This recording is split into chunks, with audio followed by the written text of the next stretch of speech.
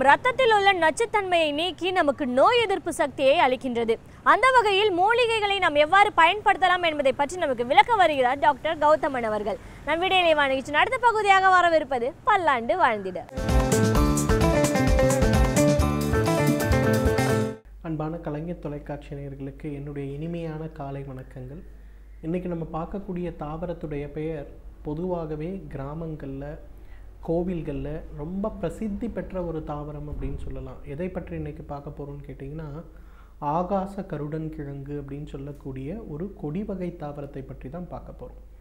இந்த ஆகாச கருடன் கிழங்கில் இருக்கக்கூடிய மிகப்பெரிய ஒரு நல்ல விஷயம் என்ன அப்படின்னு பார்த்திங்கன்னா, ஒன்று, இது பொதுவாக பார்த்திங்கன்னா இது இருக்கக்கூடிய இடங்களில் விஷ ஜந்துக்கள் எதுவுமே வராமல் இருக்கும் அப்படிங்கிறது ஒரு நம்பிக்கை.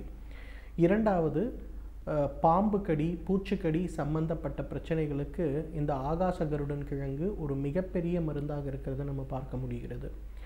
கிராமங்கள்லாம் இன்று வரையிலும் பார்த்திங்கன்னா ஒரு பாம்பு கடி ஏற்பட்டாலோ அல்லது பூச்சிக்கடி ஏற்பட்டாலோ உடனே இந்த ஆகாச கருடன் கிழங்கை அரைத்து அந்த பூச்சிக்கடி ஏற்பட்ட இடத்தில் கட்டி வைப்பதை நம்ம பார்க்க முடியும்.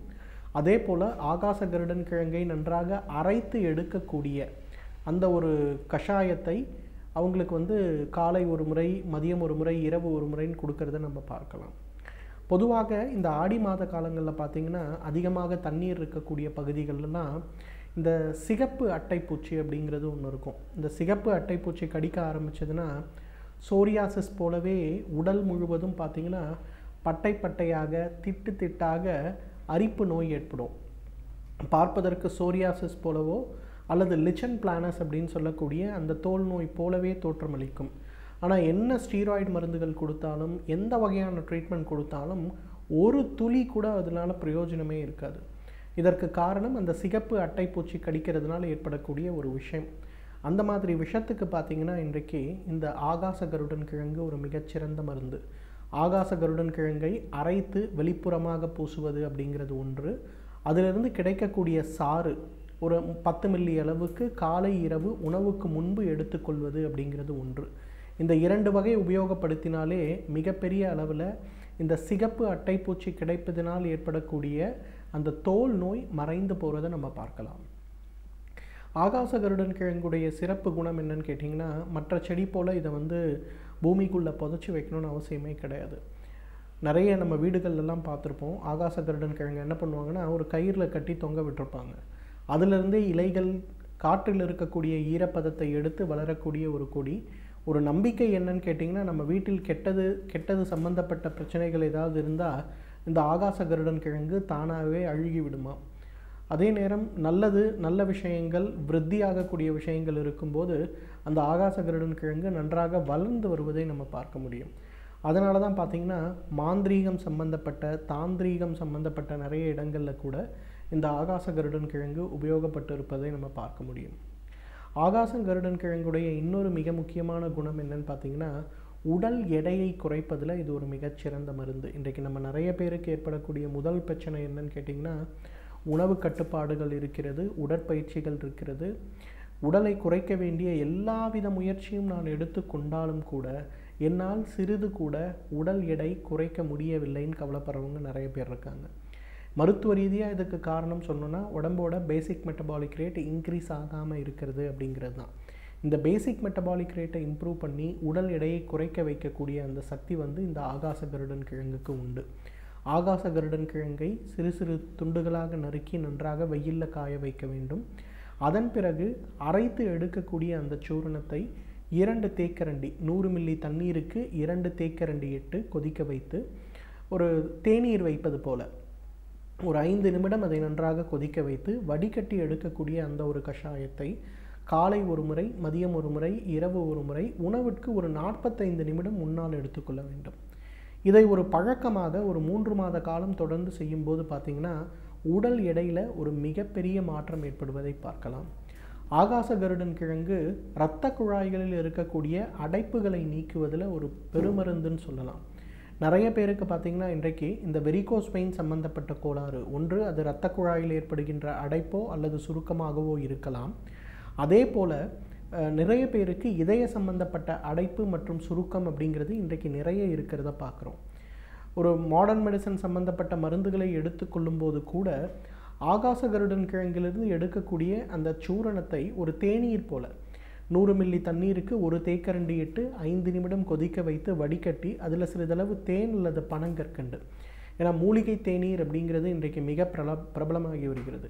இப்போ இதய நோயாளிகள் இருக்கும்போதோ அல்லது நீண்ட நேரம் நின்று வேலை செய்பவர்களுக்கு வருகின்ற வெரிகோஸ் வெயின் சம்மந்தப்பட்ட பிரச்சனைகள் இருப்பவர்களும் ஜஸ்ட்டு ஒரு மூலிகை தேநீராக இது என்ன பண்ணலான்னா காலையில் மதியம் இரவு 3 வேளை சிறிதளவு தேன் அல்லது பனங்கற்கண்டு சேர்த்து சாப்பிட ஆரம்பித்தாலே இதய ஆரோக்கியம் மேம்படுறதை நம்ம பார்க்க முடியும். ஏன்னா இன்றைக்கு இதய நோய் ஏற்படும் போது அல்லது இதயத்தில் ஒரு பிளாக் இருக்குன்னு கண்டுபிடிக்கும் போது பார்த்திங்கன்னா நிறைய மருந்துகள் இன்றைக்கி எடுத்துக்கொள்ள வேண்டிய ஒரு தேவை இருக்குது. அந்த மாதிரி நிறைய மருந்துகளை எடுத்துக்கொள்ளும்போது கூட நமக்கு உடலில் ஏற்படுகின்ற மாற்றங்கள் அப்படிங்கிறது பார்த்திங்கன்னா பெரும்பாலும் சொல்ல முடியறதில்லை. மருந்துகளை எடுத்துக்கொண்டிருக்கும் போதே இதயத்தில் அடைப்பு ஏற்படுகிறது, மாரடைப்பு ஏற்படுகிறது, இந்த மாதிரி தொந்தரவுகள் ஏற்படுகிறது. ஸோ இந்த ஆகாச கருடன் கிழங்கிலிருந்து எடுக்கக்கூடிய அந்த கிழங்கிலிருந்து எடுக்கக்கூடிய மூலிகை தேநீரை எடுத்துக்கொள்ளும் போது அட்லீஸ்ட் அந்த காம்ப்ளிகேஷன்ஸை ப்ரிவெண்ட் பண்ணுறதுக்கு ஒரு மிகப்பெரிய அளவில் உதவுறதை நம்ம பார்க்க முடியும். நிறைய நீரிழிவு நோயாளிகளுக்கு பார்த்திங்கன்னா இந்த சிறுநீர் போகின்ற பாதை லேசாக சுருங்க ஆரம்பிக்கிறத பார்க்கலாம். எப்போ சிறுநீர் போனாலும் அதில் கடுமையான ஒரு எரிச்சலும் வலியும் இருக்கிறத நம்ம பார்க்க முடியும். அந்த மாதிரி இருப்பவங்க கூட ஆகாச கருடன் கிழங்கிலிருந்து எடுக்கக்கூடிய அந்த மூலிகை தேநீரை எடுத்துக்கொள்ளும் போது அந்த சுருக்கங்கள், எரிச்சல்கள், வலி இவை குறையிறத பார்க்கலாம்.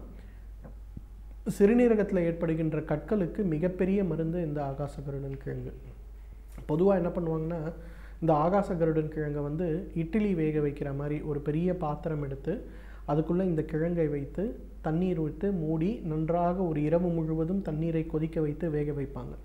அடுத்த நாள் காலையில் பார்க்கும்போது அதில் இருக்கக்கூடிய அந்த மொத்த தசைப்பட்டிருக்கக்கூடிய பகுதியும் இல்லாமல் வெறும் தோல் மட்டும் இருக்கும். அந்த தசைப்பட்டிருக்க பகுதிகள்லாம் அந்த ஆவியிலேயே வெந்து அந்த தண்ணீரோட கலந்து இருக்கிறத நம்ம பார்க்க முடியும். அந்த தண்ணீரை ஒரு 3 நாள் வரையிலும் அந்த தண்ணீர் கெடாது. அந்த தண்ணீரை 3 நாட்களுக்கு காலை ஒரு முறை, இரவு ஒரு முறை, உணவுக்கு ஒரு 2 மணி நேரம் முன்பு ஒரு 200 மில்லி அளவுக்கு சாப்பிடணும். அப்படி சாப்பிட்டுட்டு ஒரு 3 நாள் கழித்து பார்த்தாலே சிறுநீரகத்தில் இருக்கக்கூடிய கற்கள் அனைத்தும் கரைந்து வெளியேறி இருப்பதை நம்ம பார்க்கலாம்.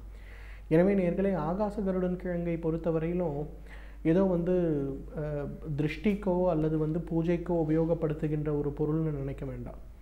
ஆகாச கருடன் கிழங்கு பார்த்திங்கன்னா சிறுநீரகம் சம்பந்தப்பட்ட கோளாறுகளுக்கும் உடல் எடையை குறைப்பதற்கும் மிகச்சிறந்த அருமருந்து.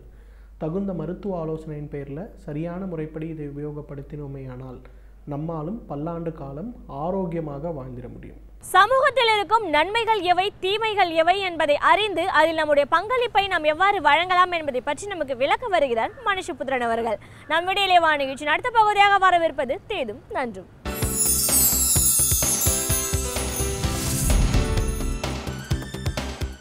வணக்கம் நண்பர்களே, இன்னும் ஒரு இனிய காலை பொழுதில் தீதும் நன்றும் நிகழ்ச்சியில் உங்களை சந்திப்பதில் மிக்க மகிழ்ச்சி அடைகிறேன்.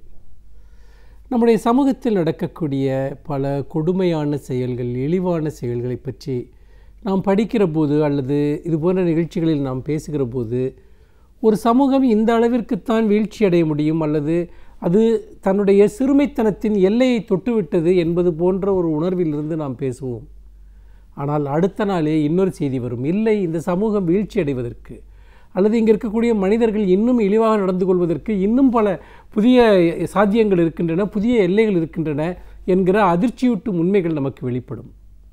அப்படித்தான் ஒவ்வொரு நாளும் இந்த சமூகத்தில் நடக்கக்கூடிய மனித விரோதத்தன்மை கொண்ட செயல்கள் அல்லது கருணையற்ற செயல்கள், இரக்கமற்ற செயல்களினுடைய தன்மை என்பது புதிய புதிய எல்லைகளை அடைந்து கொண்டிருப்பதை நாம் பார்க்கிறோம். அப்படிப்பட்ட எல்லைகளை தொட்ட ஒரு சம்பவம்தான் சில தினங்களுக்கு முன்பு பத்திரிகைகளில் வந்த ஒரு செய்தி. சென்னையில் இருக்கக்கூடிய ஒரு தனியார் மருத்துவமனையில் நடந்த ஒரு சம்பவம். மாமல்லபுரம் அருகே அசோக் என்கிற ஒரு இளைஞர், அவர் ஒரு சிற்பி. அவர் இருசக்கர வாகனத்தில் சென்று கொண்டிருந்த போது ஹிட் அண்ட் ரன் என்று சொல்வார்களே, ஒரு லாரி அவரை மோதிவிட்டு மாயமாக மறைந்து விட்டது. படுகாயத்துடன் மருத்துவமனைக்கு கொண்டு செல்லப்பட்ட அவர் அங்கு நினைவில்லாமல் அவர் பிறகு இறந்து போனார். அவர் மூளைச்சாவு அடைந்து விட்டதாக மருத்துவர்கள் தெரிவித்து விட்டார்கள். அவர் விபத்தில் அடிபட்டு மருத்துவமனையில் சேர்க்கப்பட்ட போது 50,000 ரூபாயை அவருடைய குடும்பத்தினர் முன்பணமாக செலுத்துகிறார்கள். ஆனால் அவர் இறந்து விட்டதாக சொன்னபோது அவருடைய உடலை கொடுக்க வேண்டும் என்று சொன்னால் மேலும் 3.5 லட்சம் ரூபாய் மருத்துவ செலவாக கொடுக்க வேண்டும் என்று அந்த தனியார் மருத்துவமனையினுடைய நிர்வாகம் வலியுறுத்துகிறது. சிற்பியின் குடும்பத்தினரால் அந்த பணத்தை செலுத்துவதற்கு வசதி இல்லை. இந்த சூழ்நிலையில் தான் மருத்துவமனை ஒரு தீர்வை அவர்களுக்கு முன்வைக்கிறது. அதாவது அந்த இறந்துவிட்ட சிற்பியினுடைய உடல் உறுப்புகளை தானமாக கொடுத்து விட்டால், அதாவது அந்த மருத்துவமனைக்கு விற்றுவிட்டால், அந்த மருத்துவமனையை எடுத்துக்கொண்டு விட்டால் இந்த பணத்தை தள்ளுபடி செய்து விடுகிறோம், மேலும் நீங்கள் முன்பணமாக செலுத்திய இந்த 50,000 ரூபாயை கூட திரும்ப கொடுத்து விடுகிறோம் என்று பேரம் பேசுகிறார்கள். இறந்துவிட்ட ஒரு மனிதனுடைய உடல் உறுப்புகளை கொடுத்து உடல் உறுப்புகளை வாங்கி கொண்டு அவர்களுக்கு செலுத்த வேண்டிய பாக்கியை தாங்கள் நேர் செய்து கொள்கிறோம் என்று சொல்கிற ஒரு அமைப்பு. உண்மையில் நாம் என்ன விதமான ஒரு சமுதாயத்தில் வாழ்ந்து கொண்டிருக்கிறோம் என்கிற ஒரு மிகப்பெரிய அதிர்ச்சி ஏற்படுகிறது. நம்முடைய தனியார் மருத்துவ வியாபாரம் என்பது எவ்வளவு கொடூரமான ஒரு எல்லையை அடைந்து விட்டது என்பதற்கு இதைவிட ஒரு சாட்சியம், ஒரு சான்று வேண்டுமா என்பதை ஒரு கணம் நினைத்து பாருங்கள். என்ன நடந்து கொண்டிருக்கிறது இங்கே? எப்படி நாம் இதை எதிர்கொள்ளப் போகிறோம்? உண்மையில் தனியார் மருத்துவமனைகளினுடைய இந்த மருத்துவ வர்த்தகம் என்பது இந்த அளவிற்கு மனிதாபிமானமற்றதாக கொடூரமானதாக மாறிவிட்டது என்று சொன்னால், சட்டபூர்வமாக அல்லது சமூக ரீதியாக நாம் இவற்றை எப்படி சந்திக்கப் போகிறோம்? ஏனென்றால் இது யாரோ ஒரு மனிதருக்கு நடந்த ஒரு அனுபவம் என்று நீங்கள் நினைக்க வேண்டியதில்லை. மாறாக பல இடங்களில் இதுபோன்ற சம்பவங்கள் நடந்து கொண்டே இருக்கின்றன. அதாவது ஒருவர் ஒரு பெரிய தனியார் மருத்துவமனைக்கு சென்று விட்டால், அவர் பணம் கொடுக்க முடியாத நிலையில் இருந்தால் எந்த அளவிற்கு அவர்களை வற்புறுத்தி நிர்பந்தித்து பணம் வாங்க முடியுமோ வாங்குவது ஒரு புறம், இன்னொரு புறம் ஒருவர் இறந்து விடுவார் என்று தெளிவாக தெரிந்து கூட அல்லது இறந்துவிட்ட பிறகும் கூட அவரை மருத்துவமனையில் செயற்கையாக உயிரோடு இருப்பது போன்ற ஒரு தோற்றத்தை உருவாக்கி அவர்களிடமிருந்து ஏராளமான பணத்தை பெற்றுக்கொண்டு பிறகு அவர் இறந்து விட்டார் என்று சொல்வது, அதற்காக பொய்யாக ஒரு 10% நம்பிக்கை இருக்கிறது, இன்னும் 20% நம்பிக்கை இருக்கிறது என்றெல்லாம் அவருடைய உறவினர்களை ஏமாற்றுவது, இது பரவலாக நடந்து கொண்டிருக்கிறது. இதில் நாம் பார்க்க வேண்டிய இன்னொரு விஷயம் இந்த உடல் உறுப்பு தானம் என்கிற விஷயம். நிச்சயமாக உடல் உறுப்பு தானம் என்பது ஒரு உன்னதமான ஒரு விஷயம் என்பதில் எந்தவிதமான சந்தேகமும் கிடையாது. பலர் மனமுவந்து தங்களுடைய உடல் உறுப்புகளை தானமாக வழங்கி இருக்கிறார்கள்.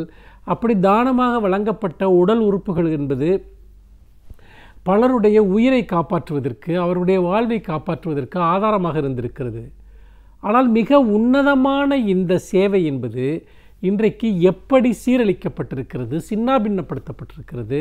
அது ஒரு கொடூரமான மனித உடல் உறுப்பு வர்த்தகத்தினுடைய ஒரு அங்கமாக மாறிவிட்டது என்பதை நாம் பார்க்க வேண்டும். இதை பற்றி மிகப்பெரிய அளவிற்கு ஆய்வுகள் வெளிவந்திருக்கின்றன. சிவப்பு சந்தை என்கிற ஒரு நூல் கூட வெளிவந்திருக்கிறது. அந்த சிவப்பு சந்தை என்கிற அந்த நூல் எப்படி இந்த உடல் உறுப்பு வர்த்தகம் என்பது ஒரு மிகப்பெரிய ஒரு சர்வதேச ரீதியான ஒரு வியாபாரமாக இன்றைக்கு மாறி இந்த மிகப்பெரிய அளவிற்கான ஒரு கொடும் குற்றச்செயல்களுக்கான ஒரு அடித்தளமாக அது மாறி இருக்கிறது என்பதை நமக்கு காட்டுகிறது. அப்படிப்பட்ட ஒரு சர்வதேச ரீதியான இந்த சிவப்பு சந்தையினுடைய இந்த உடல் உறுப்பு வியாபாரத்தினுடைய ஒரு அங்கமாக தனியார் மருத்துவமனைகள் பல செயல்படுகின்றன என்கிற குற்றச்சாட்டு நீண்ட காலமாக இருக்கிறது. அதாவது சிகிச்சைக்காக வரக்கூடிய எளிய மக்களை, ஏழை மக்களை, அவர்களை 2 விதமாக இவர்கள் பயன்படுத்துகிறார்கள். ஒன்று, அவர்களுக்கு தெரியாமலேயே அவர்களுடைய கிட்னி போன்ற அவர்களுடைய உறுப்புகளை அகற்றி விடுவது, பிறகு அவற்றை பெரிய விலைக்கு விற்பது. இன்னொன்று, குடும்பத்தினருக்கு தெரிந்தே, அதாவது நீங்கள் இது போன்ற ஒரு விபத்தில் அடிபட்டோ அல்லது ஒரு உயிருக்கு போராடக்கூடியவர்களை அவர்கள் உயிரோடு இருக்கிற போதே மூளைச்சாவு அடைந்து விட்டார்கள் என்று சொல்லி அவர்களுடைய உடல் உறுப்புகளை அகற்றுவது. இதற்காக ஒரு சிறிய தொகையை அந்த குடும்பத்தினருக்கு கொடுத்துவிட்டு பிறகு லட்சக்கணக்கான ரூபாய்க்கு அந்த உடல் உறுப்புகளை விற்பது. இதற்கு மிகப்பெரிய அளவிலான இடைத்தரகர்கள் இன்றைக்கு சந்தையில் செயல்படுகிறார்கள். அவர்கள் 2 விதமான செயல்களை செய்கிறார்கள். ஒன்று, மனித கடத்தலில் ஈடுபடக்கூடிய குழுக்கள் ஒருபுறம் குழந்தைகளையோ சிறுவர்களையோ அல்லது மனநலம் பிறந்தவர்களையோ அல்லது பாதுகாப்பற்றவர்களையோ கடத்தி கொண்டு போய் அவர்களுடைய உடல் உறுப்புகளை திருடுவதற்காக அவர்களை கொலை செய்வது என்பது ஒரு புறம்.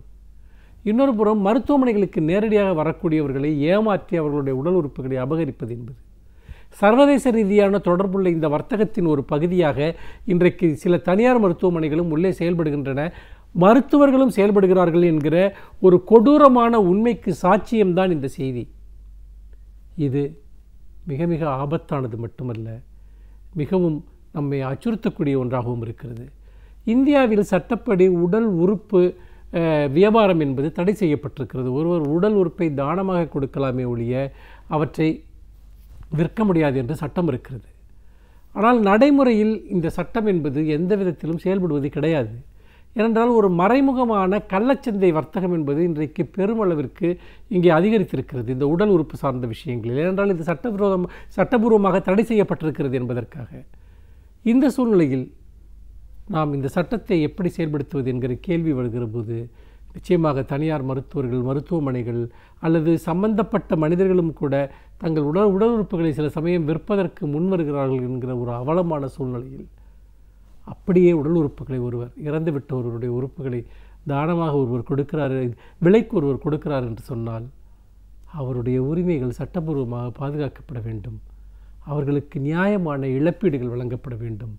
அதற்கான முறைமைகளை நாம் வெளிப்படையாக வைத்துக்கொள்வது ஒன்றுதான் இதற்கான தீர்வாக இருக்க முடியும். மாறாக இந்த வர்த்தகத்தை நாம் தடுக்காவிட்டால் நிச்சயமாக நம்முடைய உடலில் அணிந்திருக்கக்கூடிய அணிகலன்களை எப்படி யாராவது அபகரித்து சென்று விடுவார்களோ அதே போல் நம்முடைய உடல் உறுப்புகளையும் அபகரித்து செல்லக்கூடிய ஒரு காலம் வந்துவிட்டது என்பதைத்தான் இங்கு வேதனையுடன் பதிவு செய்ய விரும்புகிறேன் என்று சொல்லி மீண்டும் இன்னும் ஒரு புதிய சிந்தனையோடு உங்களை சந்திக்கிறேன். நன்றி, வணக்கம். பல்வேறு துறைகளை சார்ந்த பிரபலங்கள் அவர்களுடைய அனுபவங்களை நம்முடன் பகிர்ந்து கொள்ளும் போது அது நமக்கு சிறந்த வழிகாட்டியாக அமைகின்றது. அந்த வகையில் இன்றைய சிறப்பு விருந்தினர் யார் என்பதை பற்றியும் அவர் என்ன செய்திகளை நம்முடன் பகிர்ந்து கொள்ளப் போகிறார் என்பதையும் பார்க்கலாம். நான் விடையிலே நிகழ்ச்சியின் அடுத்த பகுதியாக வரவிருப்பது சிறப்பு விருந்தினர் பகுதி.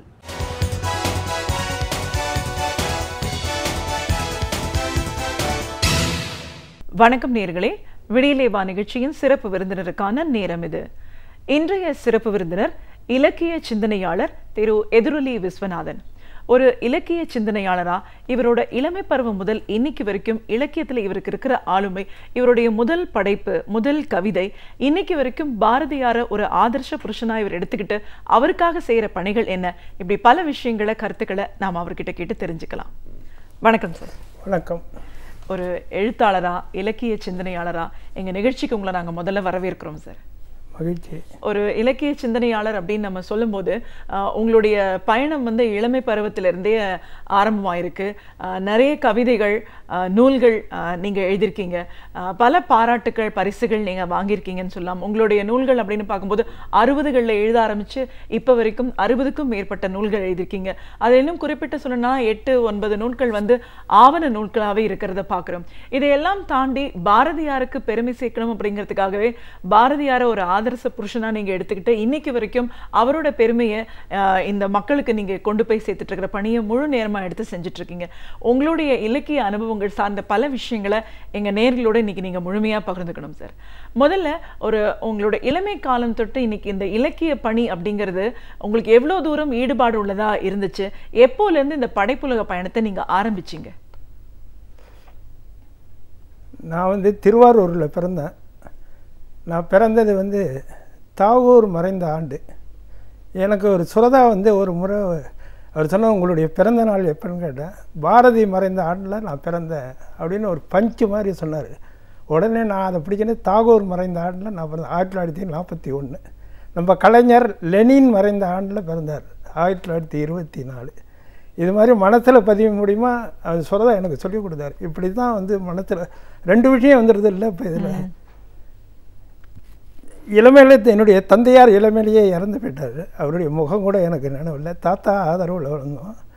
தாத்தா என்ன வந்து செங்கல்பட்டுக்கிட்ட இருக்கிற ஆத்தூர் ராமகிருஷ்ணா ரெசிடென்ஷியல் ஸ்கூல்னு அங்கேயே தங்கி படிக்க முடியுமா அங்கேயே படிக்க, டிப்ளமா வரைக்கும் படித்தேன். நான் டிப்ளமாவுக்கு அப்புறம் படிக்கலை, அங்கேயே இருந்து டிப்ளமா வரைக்கும் படித்தேன். அப்போ வந்து படிக்கும்போது ஒரு முறை மாம்பழத்தில் என்னுடைய அம்மா வீட்டுக்கு வரும்போது அங்கே எங்கள் மாமா இன்னொரு மாமா மாயான்னு சொல்லி ஒரு எழுத்தாளர். அவர் கலைமகள், கல்கி, குமுதம் எல்லாத்துலேயும் எழுதியிருக்காரு, கதைகள் எழுதுவார்.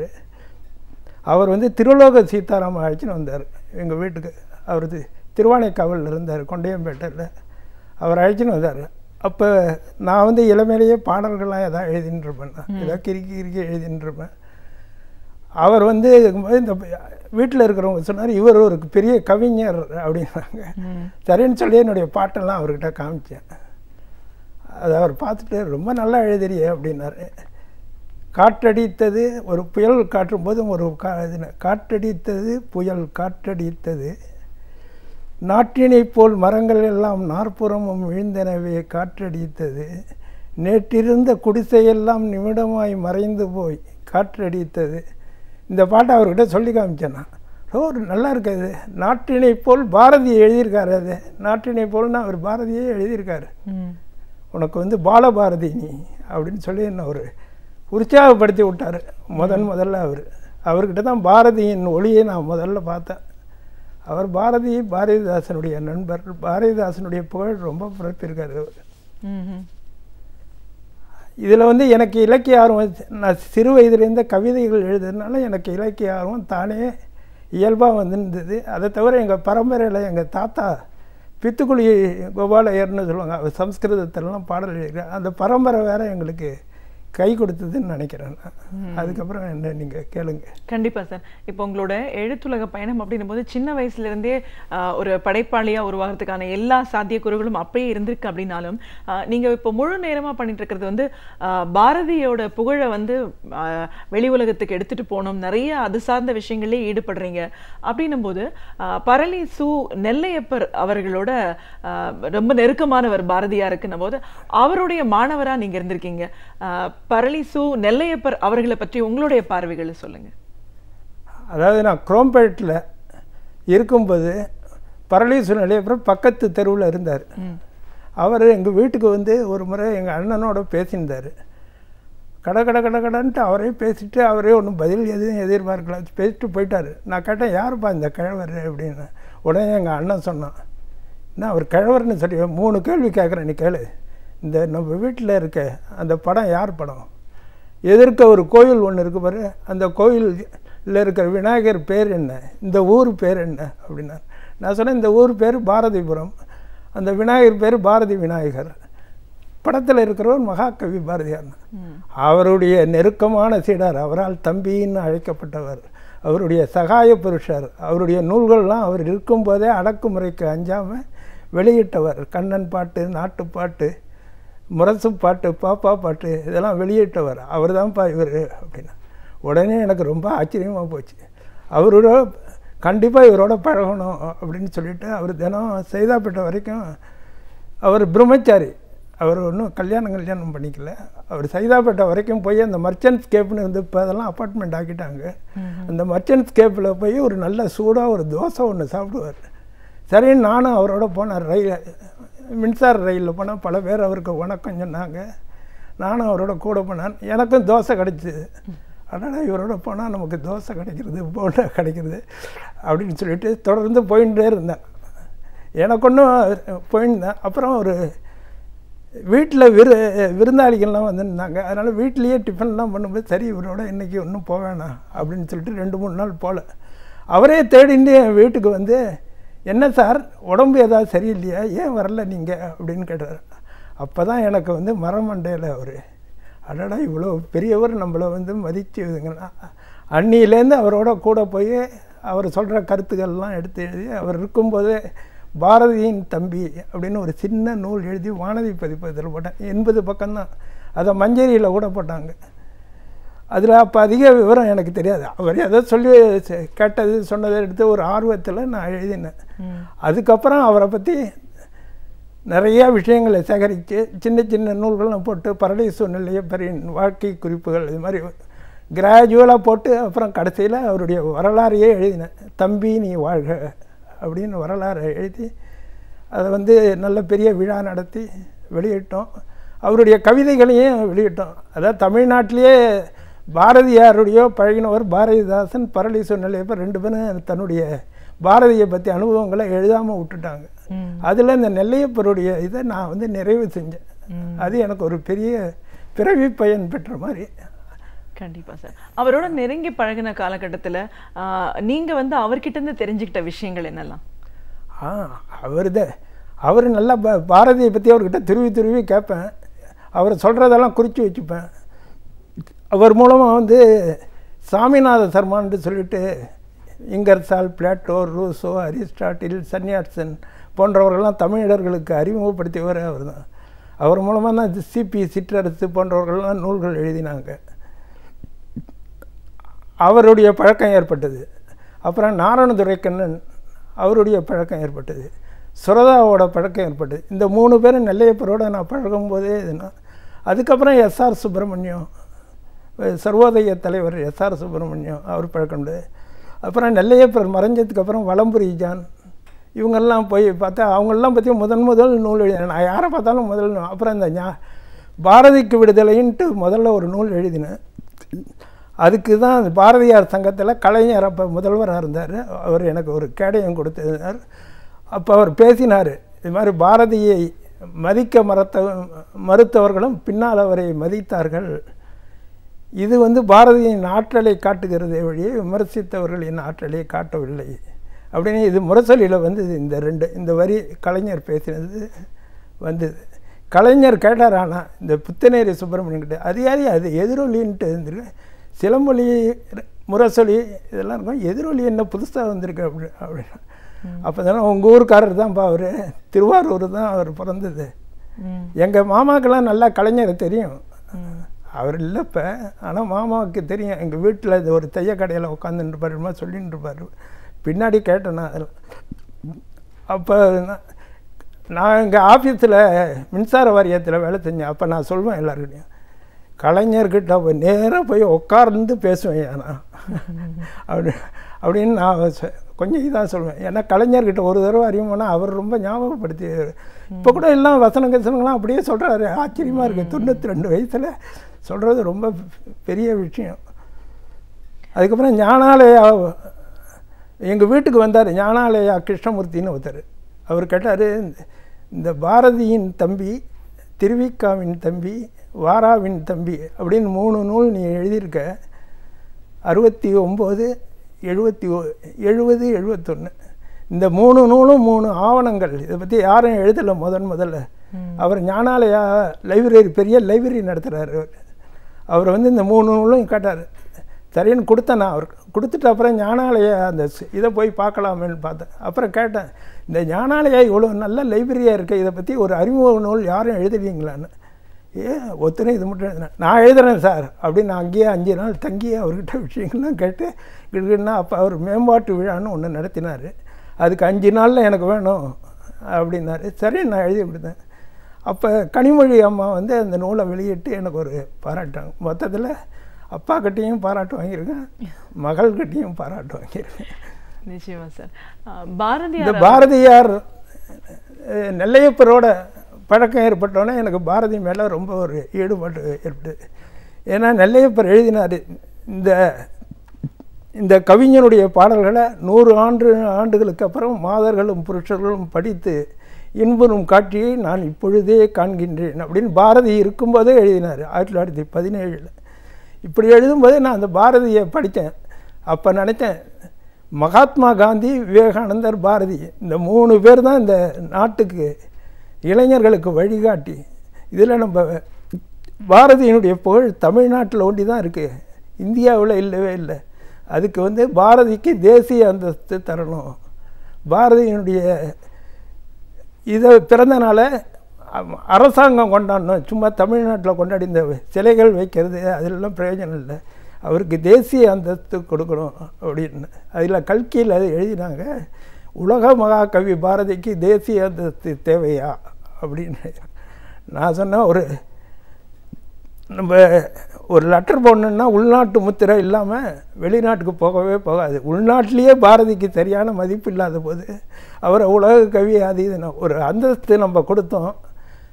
அதாவது இந்தியாவின் தேசிய மகாகவி அப்படின்னு அவருக்கு ஒரு பட்டம் கொடுத்தா, அது அப்புறம் வெளிநாட்டில் யாரா தேசிய, நம்ம இந்தியாவுக்கு தேசிய மகாகவின்னு யாருமே வைக்கல. பங்கீம் சந்திரர், தாகூருடைய தேசிய நேஷனல் ஆந்தம், அவரது சுஜலாம் சுபலாம் நேஷனல் சாங், இதை தான் அவங்க கௌரவப்படுத்தியிருக்காங்க. பங்கீம் சந்திரர் எழுதினது வங்க மாகாண பாடல். அது வங்க மாகாணத்துக்கு உரிய பாடல். 7 கோடின்னு வரும் அதில், சப்த கோடின்னு. இவர் எழுதினது பிரிட்டிஷ் ராஜபக்தி கீதம். அவர் 1911 அந்த இதை வந்து பிரிட்டிஷ் அரசருக்கு வரவேற்பு மாதிரி பாடினார். அப்புறம் அதை நேரு வந்து இதாகிட்டார். நான் சில கருத்துக்கள்லாம் சொன்னால் வந்து கொஞ்சம் இதாக தான் இருக்கும், இருந்தாலும் சொன்னேன். ஒரு நாட்டை அன்னையாக பார்ப்போம், அதில் அதிநாயகன் வருது, ஜனகணமன அதிநாயக. அதிநாயகன்னா ஆண்பால் தான், எல்லாருக்கும் தெரியும். பாரத பாக்கிய விதாதான் வருது, சிந்துன்னு வருது, சிந்து பாகிஸ்தானில் இருக்குது. இதை வந்து தேசிய கீதமாக வச்சுட்டுருக்காங்க. நம்ம இதை ஒன்றும் எதிர்த்து போகிறோம், நமக்கு ஒன்றும் அவ்வளோ செல்வாக்கும் கிடையாது, எதிர்த்து முடியல. நான் பாரதியா தாகூரான்னு ஒரு கட்டுரை எழுதினேன், அது உரத்த சிந்தினேன். அதுக்கு நல்ல வரவேற்பு கிடைச்சிது. இன்னும் பயங்கரமாக எழுதியிருக்கேன் அப்படின்னு கூட கேட்டாங்க, ரொம்ப நல்ல வரவேற்பு கிடைச்சி. அதாவது தாகூரை விட அதிக தேசிய சிந்தனை உடையவர் பாரதியார் தான். தாகூரை விட பாரதி எந்த அளவுக்கு உயர்ந்தவர்னு நீங்கள் நினைக்கிறீங்க? அதாவது தாகூர் 80 வயது இருந்து படைத்த படைப்புகளை கவனிக்கும்போது இவர் 39 வயதில் அந்த படைப்புக்கு ஈக்குவலாக செஞ்சுருக்காரு. அதை தவிர இவருடைய தேசிய கீதங்கள் வந்து என்று தனியும் இந்த சுதந்திரதாகும், என்று மடியும் எங்கள் அடிமையின் முகம், வீர சுதந்திரம் வேண்டி நின்றார் பின்னர் வேறென்றும் கொள்வாரோ அப்படிங்கிறதெல்லாம் அப்படியே நாடி நரம்புகள்லாம் அப்படியே இதுங்க. அது மாதிரி தாகூர் ஒரு பாட்டு கூட எழுதலை. அவர் தேசிய கீதம் தான் எழுதியிருக்காரு வழிய, ஒரு பாட்டு கூட எழுதலை. அதாவது எங்கு அச்சம் நிமிர்ந்து நிற்கிறதோ, எங்கு ஒழுக்கம் நிமிர்ந்து இருக்கோ, அப்படியே ஒரு தேசிய கீதம் எழுதியிருக்காரு. பாரதியே அதை கையாண்டிருக்காரு. அதை பற்றி விட வேறு ஒன்றும் அவர் ஒன்றும் தேசிய கீதம் இவரை மாதிரி ஒரு 30-40 தேசிய தலைவர்களை பற்றி இது மாதிரிலாம் எழுதலை. அப்புறம் வந்து அயல் நாட்டில் இந்தியர்கள்லாம் படும் பாடலாம் முதல்ல ரெக்கார்ட் பண்ணது பாரதி தான். அவர் தான் அதெல்லாம் கவனித்து ரெக்கார்ட் பண்ணார். அப்புறம் ரஷ்யாவை பற்றி எந்தெந்த நாடு சுதந்திரம் அடைஞ்சதோ உடனே அந்தந்த நாட்டை பற்றி வாழ்த்தி பாடினார் பாரதியார். இதெல்லாம் வந்து தாகூர்கிட்ட கிடையாது. தாகூர் வந்து தெய்வீகமாக ரொம்ப உருக்கமாக பாடினார். வெளியே அதாவது ஒரு பாட்டு எழுதியிருக்காங்க, தொழிலுங்கிறதெல்லாம் பற்றி இதுங்களை எழில் நிலவு பற்றி பாடிய பாரதியார் எந்திரங்களையும் பாடினார், பொழில் அழகு பற்றி பாடிய பாரதியார் தொழில் புரிபவர்களையும் பாடினார், உருக்கமாய் இறைவனை பாடிய பாரதியார் இரும்பை உருக்கும் தொழிலையும் பாடினார், அருவி குருவிகளை பற்றி பாடிய பாரதியார் வியர்வை அரும்பும் தொழிலாளரை பாடினார். இதெல்லாம் தாகூர்கிட்ட காணவே முடியாது. தாகூர்கிட்ட உருக்கம் இருக்குது, அவருடைய பக்தி கீதங்கள்லாம் இருக்குது. அதெல்லாம் வந்து அதனால அவர் ஒரு தனி இதில் நவரசங்கள் பாரதி மாதிரி தாகூர்கிட்ட கிடையவே கிடையாது. இதெல்லாம் என்னுடைய இது படிப்பவங்க இதுங்கண்ணா. நம்ம நாட்டிலேருந்து யாரும் பாரதியை பற்றி தாகூருக்கு எடுத்து சொல்லவே இல்லை. சொல்லலாம், ராஜாஜி சொல்லியிருக்கலாம், தானா சேனாதிபதி சொல்லியிருக்கலாம், தானா குமாரசாமி, இவங்கெல்லாம் தாகூர்கிட்ட இருந்தவங்க தான் சொல்லியிருக்கலாம். ஒருத்தரும் சொல்லலை. அவர் இங்கே வந்தார், யார் 1919 தாகூர் வந்தார். அப்போ பாரதி வந்து விஸ்வநாத பாரதி அப்படின்னா அவருடைய நண்பர்கிட்ட தாகூர் வந்திருக்கிறாருமே, சலோ நம்ம போய் தாகூரை பார்த்து நோபல் பரிசு உனக்கா எனக்கா பார்க்கலாம், யாருக்குண்டு நோபல் பரிசை வச்சுட்டு நீயும் பாடு நானும் பாடு எடுக்கலாம். ஆனால் அந்த சந்திப்பு நிகழல. அது மாதிரி தாகூரான தன்னுடைய வாழ்நாள் பாரதிக்கு முன்னாடியும் பிறந்திருக்காரு, 20 ஆண்டுகளுக்கு முன்னாடி பிறந்திருக்காரு, பின்னாடியும் இருந்திருக்காரு. ஆனால் பாரதியை பற்றி யாருமே எடுத்து சொல்ல. அது ஒரு பெரிய இது. அது சிறந்த ராஜாஜி போன்றவர்கள்லாம் அதுக்கு சில நான் குறை தான் சொல்லுவேன், வேறு ஒன்றும் சொல்ல முடியாது. நம்ம ராஜாஜி வந்து பாரதி இருக்கும்போது பாரதி வந்து 1910ஆம் ஆண்டு போய் சந்திச்சிருக்காரு. அப்போ பாரதிக்கு பேர் அதிகம். இப்போ சிஆர்னு தான் அவர்களும் பேர். நெல்லையப்பர் அப்போ இருந்திருக்காரு, நெல்லையப்பர் அப்போ இருந்திருக்காரு. நெல்லையப்பர் அரவிந்தர் வரவேற்றிருக்காரு, வாவியஸ் ஐயர் வரவேற்றிருக்காரு. 1910ஆம் ஆண்டு சூரியோதயம் இதெல்லாம் பணி செஞ்சுருக்காரு. நெல்லையப்பரோட நான் பழகினதுனால அப்போ வந்து ராஜாஜிக்கு வந்து பாரதி மேலே ரொம்ப மதிப்பு. நேராக போய் அவரை போய் பார்த்து அவர் வீட்டில் சாப்பிட்ருக்காரு. அவரே சொல்லியிருக்காரு, நான் வந்து எல்லாரும் பாரதி இதுனா பாரதி எனக்கு சாப்பாடே போட்டார் அப்படின்னு அவருடைய நண்பர்கள். அதெல்லாம் இந்த டைரி அதெல்லாம் நான் எழுதியிருக்கேன். எத்தனை கோடி இன்பம்னு ஒரு புத்தகத்தில் அதில் யார் யார் போனாங்க என்னென்ன விவரங்கள் எல்லாம் எடுத்து எழுதியிருக்கேன். நிச்சயமா சார். பாரதியாரோட பாடல்களை குழந்தைங்க கிட்ட கொண்டு போய் சேர்க்கணும்னா எப்படி கொண்டு போகணும்? இந்த ஓடி விளையாடு பாப்பா ஓய்திருக்கலாகாது பாப்பா அந்த பாட்டில் பாரதியார் குழந்தைகளுக்கு நிறைய கருத்துக்கள் சொல்கிறார். அதாவது நம்மளோட கூட பழகிற கோழி, ஆடு, மாடு இதெல்லாம் சேர்ந்து பாருப்பா. பறவைகளை வந்து வண்ண பறவைகளை கண்டு நீ மனதில் மகிழ்ச்சிக்குள்ள அதை கூண்டில் அடைச்சி பார்க்காத. பொய் சொல்லக்கூடாது பாப்பா, தாய் சொல்லை தட்டக்கூடாது பாப்பா. அது மாதிரி நிறைய விஷயங்கள் சொல்ல. அது வந்து அவருடைய 2வது மகள் சகுந்தலா பாரதிக்காக பாடினது. சகுந்தலா பாரதியை நான் பார்த்துருக்கேன். நெல்லையப்பரோட சகுந்தலா பாரதி வீட்டில் போய் டிஃபனே சாப்பிட்ருக்கேன். மாமா நெல்லையப்பர் இருக்கும்போது சகுந்தலா பாரதி சின்ன குழந்தை, ஒரு வயசு 1.5 வயசு இருக்கும். 1909 அவள் பிறந்த. நெல்லையப்பர் அங்கே 1910-11 இருந்தார். அப்போ கடற்கரையில் இருந்ததுன்னா அவளுக்கு ஒரே சரங்கு இருந்து தான் இதெல்லாம் அடிச்சுட்டான் நெல்லையப்ப. சொன்னேன் நான் வந்து நெல்லையப்ப பாரதியின் தம்பின்னு புத்தகம் எழுதி சகுந்தலா பாரதிக்கிட்ட காமித்தேன். இதுக்கு ஒரு முன்னுரை வேணும். பாரதியை சந்தித்த 5 பேரை பார்த்து அதுக்கு முன்னுரை வாங்கினேன். அதாவது சுத்தானந்த பாரதியார் பார்த்திருக்கார், சாமிநாத சர்மா பாரதியை பார்த்துருக்கார், நெல்லையப்பர் பாரதியை பார்த்துருக்கார், அதுக்கப்புறம் நாமக்கல் கவிஞர் பாரதியார் பார்த்துருக்கார், ராய சொக்கலிங்கம் பாரதியார் பார்த்துருக்கார். இவங்ககிட்டலாம் நான் அணிந்துரை வாங்கணும் அப்படின்னு சொல்லி ஒரு 5 பேர்கிட்ட அணிந்துரை வாங்கினேன். அது மாதிரி 8 பேரை நான் பார்த்துருக்கேன் பாரதியின் சம்மந்தப்பட்டவங்களை. அதெல்லாம் எனக்கு ஒரு பெரிய பேர் தான்.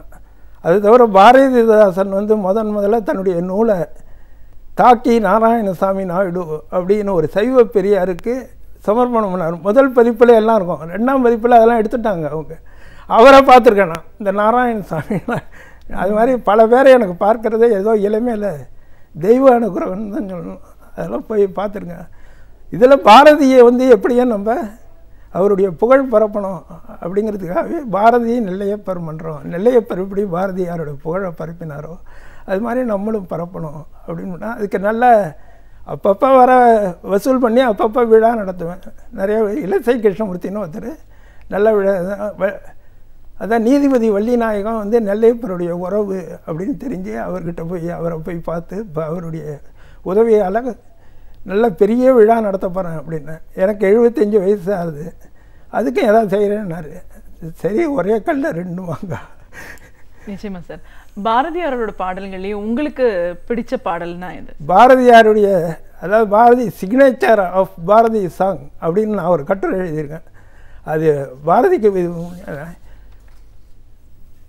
நல்லதோர் வீணை செய்து அதை நலங்கட புழுதியில் எறிவதுண்டோ, சொல்லடி சிவசக்தி நிலச்சுமையென வாழ்ந்திடல் புரிகுவையோ, வல்லமை தாராயோ இந்த மாநிலம் பயனுற வாழ்வதற்கு, சொல்லடி சிவசக்தி விசையுறு பந்தினை போல் உள்ளம் வேண்டிய படிசெலும் உடல் கேட்டேன், நசையரு மனம் கேட்டேன், நித்தம் நவம் எனச் சுடர்தரும் உயிர் கேட்டேன், தசையினை தீச்சுடினும் சிவசக்தியை பாடும் நல் அகம் கேட்டேன், அசைவரும் மதி கேட்டேன், இவை அருள்வதில் உனக்கெதும் தடையில்லதோ.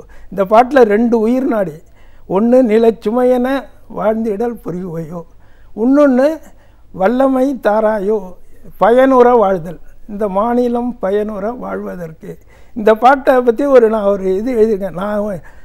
நான் இந்த ஒரே ஒரு பாட்டை வச்சு கிட்டத்தட்ட ஒரு 100 பக்கம் எழுதணும். எப்படி ராமலிங்க சுவாமிகள்லாம் ஒரே ஒரு சொல்ல வச்சு எழுதினாங்களோ அது மாதிரி எழுதணும்னு எனக்கு ஒரு மாதிரி எழுதுவேன். நான் எழுதுவேன், கண்டிப்பாக எழுதுவேன். நிச்சயமா சார். இதுதான் பாரதியாருடைய சிக்னேச்சர் சாங். நிறைய பாடல்கள் பாரதி இதில் நிறைய இருக்குது. கவிதையின் அதிசயம் பாரதின்னு ஒரு நூல் பவழ விழாக்காக எழுதிட்டு வரேன். அதில் சில பாடல்கள் ஒரு 30 பாடல்களை குறிப்பிட்டு எழுதியிருக்கேன். என்னென்ன பாடல்கள் அவருடைய முதல் பாடலே நல்லாயிருக்குமே, வங்கமே வாழியன்னு ஒரு பாட்டு எழுதியிருக்காரு. அதில் முதல் பாட்டில் நிறைய ஓமைகள் இருக்குது. கற்பகத் தெருபோல் எது கேட்கணும், கடிது நல்கிடும், நாட்டில் பொறுப்புற பிறந்தோம் பிறர் கையை நோக்கலாமா அப்படிங்கிறது. அப்புறம் அந்த தன்னலம் பேணி இழிதொழில் புரியோம் அப்படின்னு அவர் முதல்லையே எழுதியிருக்கார் இந்த பாட்டை. இது வந்து அரசியல்வாதிகள்லாம் கண்டிப்பாக பின்பற்றணும். அந்த மண்ணும் இமயமலையே எங்கள் மலையேங்கிற அந்த பாட்டில் எழுதியிருக்காரு. அந்த பாட்டில் எழுதுகிறாரு, பாரத தேவியே நீ உன்னுடைய கண்ணீரை தொடை, நாங்கள்லாம் உன்னுடைய பிள்ளைகள், நாங்கள்லாம் இப்போ வந்துட்டோம் தேசபக்தி கொண்டு முன்னுக்கு வந்து முதல் பாட்டிலேயே எழுதுகிறாரு. கவினூறு பாரத தேவியே உன் கண்ணீரை துடைப்பாய், நாங்கள்லாம் மேனேறி விட்டுட்டோம், நீ கவலைப்படாத அப்படின்னு வங்கமே வாழிய அப்படிங்கிற முதல் பாட்டு ஜி சுப்பிரமணியர் தலைமையில் கடற்கரையில் பாடினது. நிறைய பாடல்கள் கடற்கரையில் அவர் பாடின பாடல்கள்லாம் ரொம்ப உணர்ச்சியான பாடல்கள். கண்டிப்பா சார். ஒரு இலக்கிய சிந்தனையாளரா பாரதியார் அவர்களுடைய பாடல் மேல அவருடைய புகழ இந்த உலகத்துல இருக்கிறவங்களுக்கு கொண்டு போய் சேர்க்கணும் அப்படிங்கிறதையே ஒரு மையமா வச்சுட்டு இப்ப வரைக்கும் எழுத்து மூலமா அதை நீங்க எப்படி செஞ்சுட்டு இருக்கீங்க? ஒன்று கவிதையாகவும் சிறுகதையாகவும் நாவலாகவும் பல படைப்புகள் மூலமா நீங்க எப்படி செஞ்சுட்டு இருக்கீங்க? உங்களோட இளமை பருவம் எப்படி இருந்துச்சு? இதையெல்லாம் தாண்டி நீங்க சந்திச்ச பல அறிஞர்கள், அவங்களோட நெருங்கி பழகின அனுபவங்கள் எப்படி இருந்ததுன்னு பல விஷயங்களை எங்களோட நீங்க முழுமையா பகிர்ந்ததுக்கு நன்றி. ஒரே ஒரு பாட்டு வேணா சொல்கிறேன், பாரதியை பற்றி சொல்லட்டுமா? சொல்லுங்க. எந்த நேரமும் என்றும் பாரதி, என் இதயம் முழுவதும் பாரதி, சும்மா வந்து போன மனிதனில்லை எங்கள் சுப்பிரமணிய பாரதி, நேற்றும் இன்றும் நாளையும் என்றும் நிரந்தரமானவன் பாரதி, வீசும் காற்று உளவிடும் வரையிலே தேவகானம் இசைத்தவன் பாரதி, கோட்டு பூவும் குளத்து பூவும் மலர்ந்து கூம்பி வாடிடும், ஆனால் பாட்டு தலைவன் பாரதி புகழோ பறந்து விண்ணில் பரவிடும். வணக்கம். நாள்தோறும் பலவிதமான புதிய தகவல்களை நம்முடன் பகிர்ந்து கொள்ளும் பேராசிரியர் சுபவீர பாண்டியன் அவர்கள் இன்று என்ன தகவலை நம் முன் எடுத்து வைக்கப் போகிறார் என்பதை பார்க்கலாம். நம் வீடியோலை நிகழ்ச்சியின் அடுத்த பகுதியாக வரவேற்பது ஒன்றே சொல் நன்றே சொல்.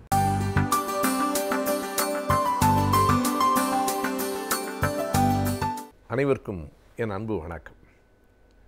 இன்றைக்கு நாட்டில் கூடுதலாக இந்த குரு பெயர்ச்சி பற்றி மக்கள் பேசி கொண்டிருப்பதை நாம் பார்க்கிறோம். அதற்கான அடிப்படை காரணம் ஊடகங்கள் பலவற்றிலும் அது பற்றிய செய்திகள் இடம்பெற்றிருக்கின்றன. குரு இந்த ராசியிலிருந்து அந்த ராசிக்கு, சிம்ம ராசியிலிருந்து கன்னி ராசிக்கு பெயர்கிறார். எனவே அதனுடைய பயன்கள் என்ன, இதனால் மேஷ ராசிக்காரர்களுக்கு என்ன பயன், கும்பராசிக்காரர்களுக்கு என்ன பயன், மீன ராசிக்காரர்களுக்கு என்ன பயன் என்று எழுதாத ஏடுகள் இல்லை என்றுதான் சொல்ல வேண்டும். இதனை மக்களும் வெகுவாக நம்புவதும் அதனை ஒட்டி ஒவ்வொரு கோளுக்கும் ஒரு கோயில் தமிழ்நாட்டில் சிறப்பாக இருக்கிறது. எல்லா கோயில்களிலும் நவக்கிரகங்கள் என்று எல்லா கோள்களும் இருக்கின்றன.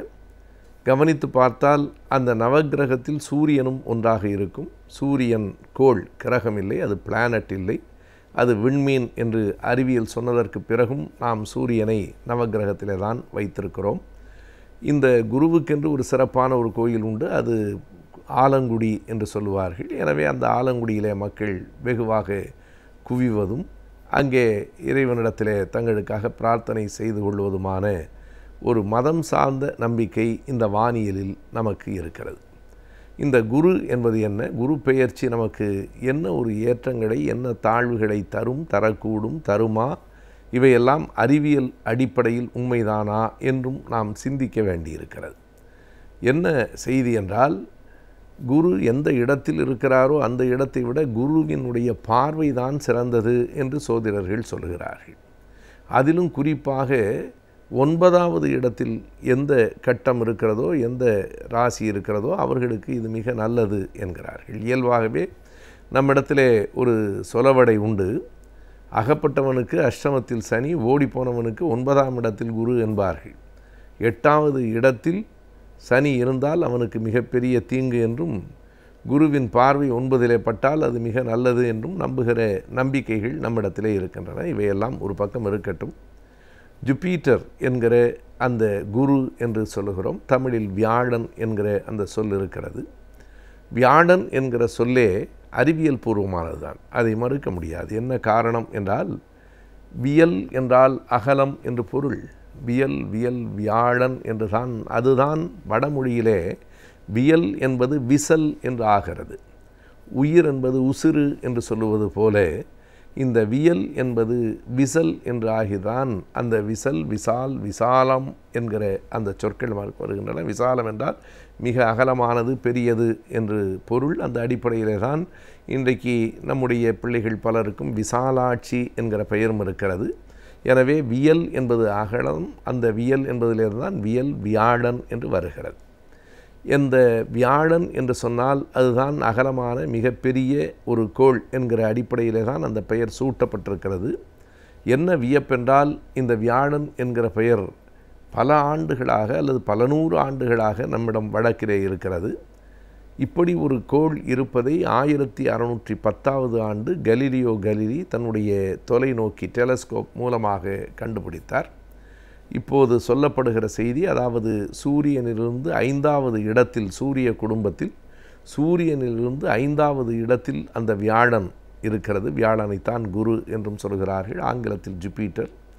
இந்த 5வது இடத்தில் இருக்கிற அந்த வியாழன்தான் சூரிய குடும்பத்தில் இருக்கிற அத்தனை கோள்களையும் விட மிக மிக மிக பெரிய கோள் என்று சொல்ல வேண்டும். எவ்வளவு பெரியது? சுருக்கமாக சொல்ல வேண்டுமானால், சூரிய குடும்பத்தில் இருக்கிற அனைத்து கோள்களின் நிறை எடையை கூட்டினால் அவை அனைத்தினுடைய கூட்டுத்தொகையை விட 2.5 மடங்கு வியாழன் பெரியது என்பதை வைத்து வியாழன் என்கிற கோள் எவ்வளவு பெரியது என்பதை நாம் அறிந்து கொள்ளலாம். பூமியிலிருந்து பார்க்கிற போது ஒரு நிலவு தெரிவது போல வியாழனிலிருந்து பார்த்தால் 4 நிலவுகள் தெரியும் என்று பழைய ஆய்வுகள் சொன்னன. ஆனால் இன்றைக்கு அதை பற்றி ஆய்வுகள் வளர்ந்து கொண்டே போகின்றன. 4, 10, 20 என்று ஆகி வியாழனில் மட்டும் ஏறத்தாழ 67 நிலவுகள் இருக்கக்கூடும் என்று இன்றைக்கு வந்திருக்கிற அறிவியல் செய்திகள் கூறுகின்றன. அதிலும் குறிப்பாக மிக அண்மையிலே தான் நாசாவினுடைய அந்த செய்திப்படி 2016 ஆண்டு ஜூலை மாதம் 4ஆம் தேதி, அதாவது சரியாக ஒரு மாதத்திற்கு முன்பு, ஜூனோ என்கிற ஒரு ஆய்வு ஏவுகணை அதனுடைய அந்த வியாழன் வட்டத்திற்குள் போயிருக்கிறது. த ஆர்பிட் ஆஃப் ஜூபிட்டர் என்று சொல்லுகிற அந்த வியாழ வட்டத்திற்குள் போயிருக்கிறது.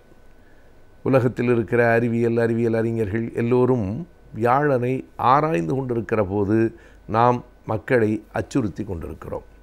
அங்கே இருக்கிற 67 இருக்கக்கூடும் என்று வந்திருக்கிற அந்த செய்திகளின் அடிப்படையில் அங்கே இருக்கிற அந்த துணைக்கோள்கள், அதனைத்தான் நாம் நிலவென்றும் சந்திரன் என்றும் சொல்லுகிறோம். அந்த துணைக்கோள் என்பதே வியாழனினுடைய ஒரு நிலா. அது புதன் என்கிற கோளை விட பெரியது என்று ஆய்வாளர்கள் சொல்லுகிறார்கள். சரி, வியாழன் நம்மை பாதித்து விடுமா? வியாழன் நமக்கு தீங்கு செய்யுமா?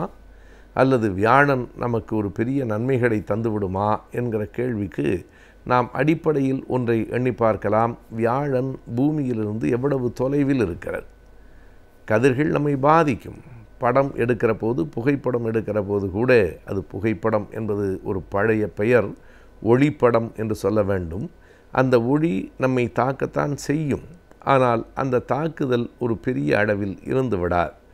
அதுவே அந்த புதிர்கதிர், எக்ஸ்ரே என்று சொல்லுகிற போது அதனை அளவுக்கு மேல் எடுக்காதீர்கள் என்கிறார்கள்.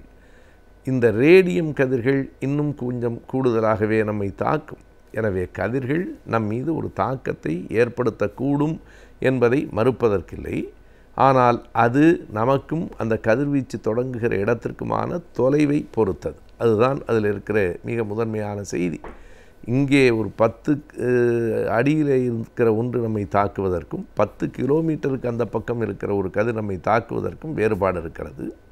வியாழன் எங்கே இருக்கிறது என்றால், எல்லாம் சுற்றி கொண்டிருக்கின்றன, சுழன்று கொண்டிருக்கின்றன என்கிற காரணத்தால் சில நேரங்களில் பூமியும் வியாழனும் நெருக்கமாக வரும், சில நேரங்களில் சுற்றுப்பாதையில் மிக தொலைவாக போகும்.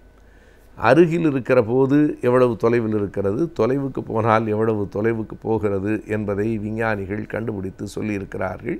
அதை அறிவியல் மொழியிலே சொல்ல வேண்டுமானால், மிக நெருக்கமாக இருக்கிற போது 558 மில்லியன் கிலோமீட்டர், தொலைவிலே இருக்கிற போது 968 மில்லியன் கிலோமீட்டர்.